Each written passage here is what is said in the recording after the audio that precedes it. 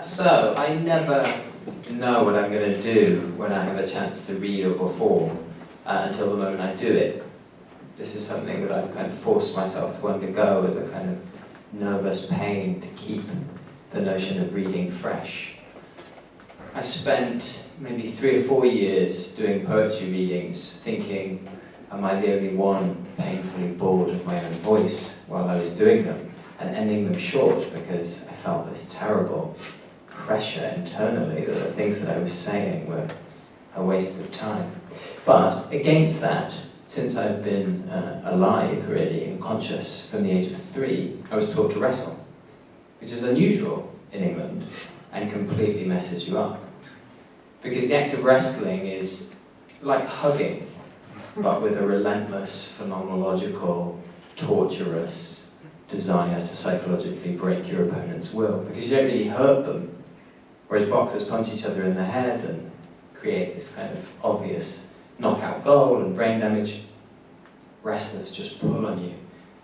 It's like you're underwater and you're having some giant, sweaty, hairy dude in your face, pulling on your neck and your arms, just waiting for that second that you get fatigued enough to lose your balance, and then when you fall, they deliberately land on top of you, and when they're on top of you, they deliberately put their chin into this pressure point just behind the ear, which is extraordinarily agonizing, even though it doesn't look like it should feel like anything at all.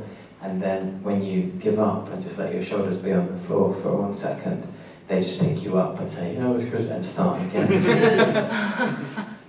And when you have to do that in an environment where you didn't have any autonomy or any choice, everything you do becomes infused with that desire to swim underhooks in with your loved one or a friend. And when you're a child and you're trying to somehow navigate the problem of forming your own ego, and you can pick someone up and throw them through the air because you're used to training with other people that are used to that, it becomes a preoccupation which completely destroys your ability to mediate between people's personal space and proximity.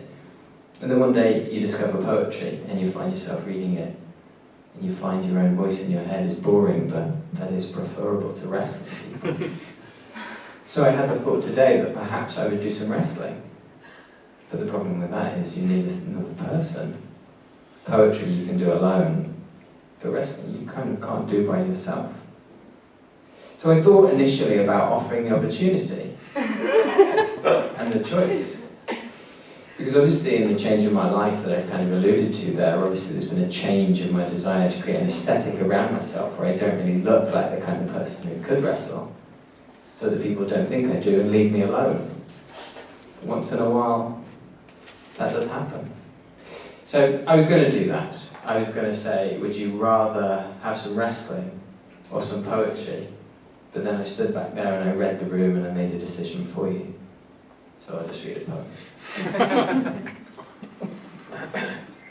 This is a new book. It's called The Wrestlers, but there's no wrestling in it. This poem is called Infamy Wrestles Obscurity. No one knows what a novelist looks like, but many can see when a death-intoxicated nanny looming like a surrogate breast creates ambition.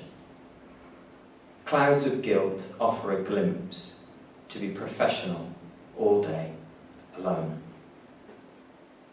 A walking report on how insightful one lonely soul can be, like the time I saw a person burning, stripped to their chest and stood in the aisle.